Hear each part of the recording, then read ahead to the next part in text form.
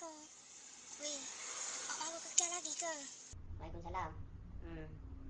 Kan ada sebab lah buat macam tu. Bukankah sengaja? Ke tak ada niat pun nak buat awak terasa. Hang tak faham aku. Bila aku minta, macam-macam lah alasan hang bagi. Itulah, inilah. Hang ingat kau apa? Tak, sekarang ni benda yang awak marah sangatnya. Mana masalahnya? Anak benda. Cik nak tempoyak. Hang faham tak? Hang juga cakap aku kalau nak buat gulai, apa nama, ikan patin tempoyak. Kena pakai tempoyak. Lah ni benda lah tu pun tak ada. Cik nak buat aku mana? Nak tanya sikit. Tempoyak asal pada mana? Awak nak tanya aku asal usul durian ni, ingat aku tak tahu. Dari durian lah sayang oi. Masalahnya sekarang ni, duriannya tak ada. Bukannya musim dia sekarang ni. Jadi bila dah durian tak ada, datang mana tempoyaknya?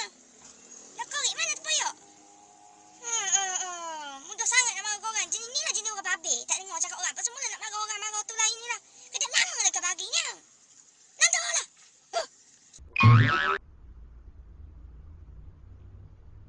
Marah aku balik ni.